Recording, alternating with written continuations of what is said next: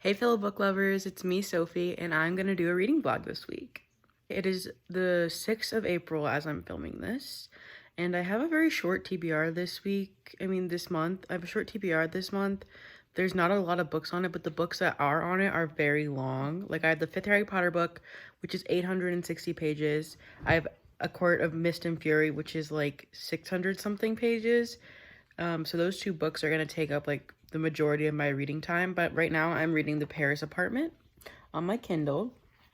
I am on page 80 so far. I started it yesterday, or did I start today? I think I started it yesterday actually. And oh, hello. This is Cooper. So yeah, it is 5. Okay, Cooper. It is 5 o'clock. I'm gonna read for about another hour, and then I'm heading over, watch Bridgerton with my mom and eat dinner. And then I have a movie night tonight with some pals on Discord, which I'm looking forward to. So come along with me.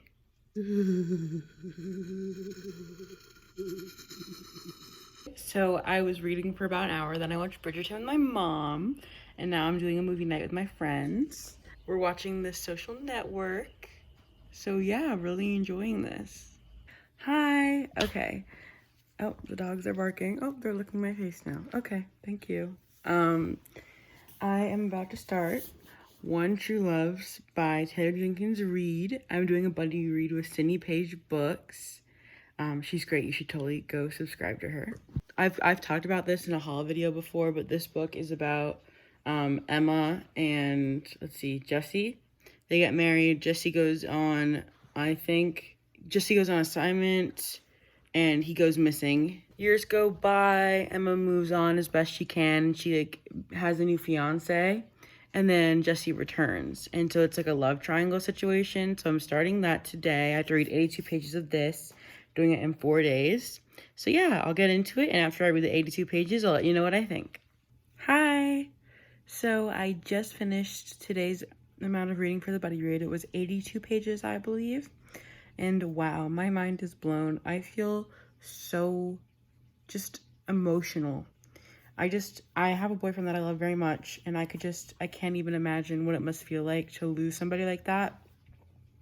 Not even know if they're dead or alive, and just have to live your life not knowing what really happened. That's just like the most tragic thing in the whole entire world. I don't even know what I would do in that situation. But I really like the way it's written. It's really beautiful, descriptive writing. I mean, what more can you expect from TJR? But yeah, so far I'm really, really liking it. Hi. Okay, so I am about 3/4 of the way through One True Loves. I don't usually tab this much. I know it doesn't look like a lot, but I really don't usually tab this much in books. But there's just so many points in this book where I'm like, oh my god, and I just have to tab it because I'm either feeling emotional or it resonates with me or just something like that. So I'm really feeling conflicted about which one she should pick, because whenever she's with one of them, I'm like, oh, she should pick that one. Then she would go back to the other one. I'm like, oh, she should pick that one. So I don't know which one I want her to be with, and it's so confusing. So I can't even imagine how confused she is. I literally can't even imagine that. Okay, just a little update for you all. I finished One True Loves. I rated it 5 stars. I loved it so much. It resonated with me so much, since I do have a boyfriend, and I just can't imagine what it would be like to have to lose that person and then make a decision about who you're going to be with. I'm going to keep it at no spoilers, so it's hard to actually talk about it without spoiling it. But I think the person she chose was the right choice for her and where she was at. And that's all I'm going to say about it. But I think you should definitely go read it. It was amazing. The way it was written was so descriptive, so beautiful, just like TJR does. That's just what she does. I would recommend this book 100 times over. I think if you're gonna read any, I'm gonna say it. If you're gonna read any TJR book, you should read this one. Another quick update, I DNF'd The Paris Apartment. I just really wasn't feeling it. I was like 20% in, and I know that's like not that far in, but it was so boring. and I just wasn't enjoying it. And I decided that I'm going to start reading books that I actually enjoy reading and books that I actually want to spend time reading, and not just books that I feel like I have to push through, because that's just not what I want to do. It's not what I want to read, not how I want to spend my time. The one caveat is that I spent $15 on the book on Kindle because it was a new release, so it was pretty expensive. And so that kind of made me feel kind of guilty because I'm not actually going to use it. But I just like decided to think about it like, oh, that's how much you would spend on a movie ticket. And if it's a bad movie, you can't control that. So I can't control that it wasn't for me. I did look up the plot twists, and I found it like interesting, but I'm also glad I didn't read it because I don't think it was like worth it in the end. It wasn't that interesting. So I did DNF. This is like the first DNF I've ever done, to be honest. I really usually stick with my books, but I'm trying to be more thoughtful and purposeful when it comes to reading from now on. So yeah, and lastly, I went to the bookstore and I picked up 3 books. And one of the books I picked up is The Viscount Who Loved Me by Julia Quinn, which is the second Bridgerton book.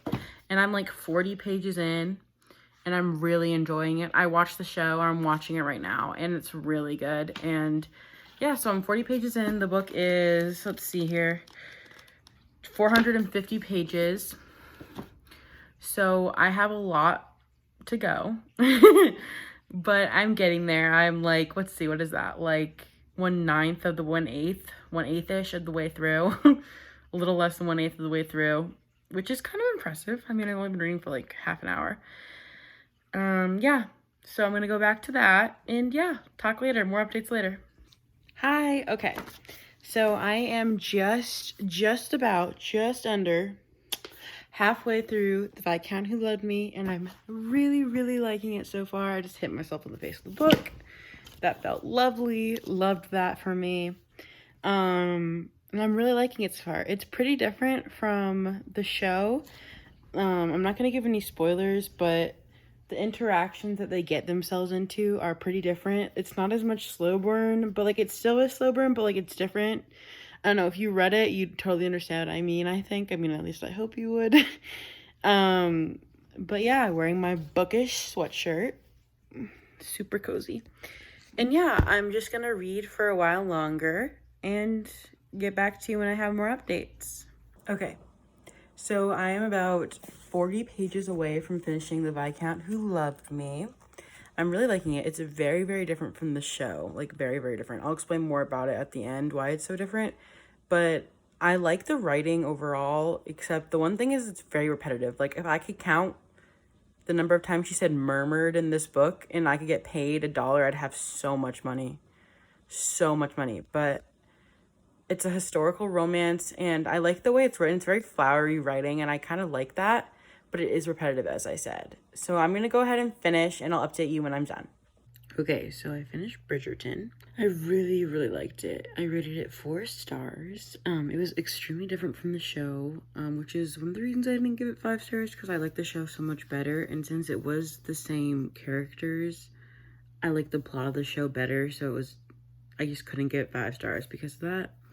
One of the biggest differences is diversity. There's no diversity in the books. Everyone's white because it's a historical romance. But in the TV show, obviously there's people of color, and there's not in the books. At least Kate isn't a person of color in the books. And the plot is really different. I'm not going to give it away, but there are some points that are the same. There's like little details are the same. Like they both play Pall Mall in the book and in the show. Like little details like that, little events, but there's a lot of big things that are very different.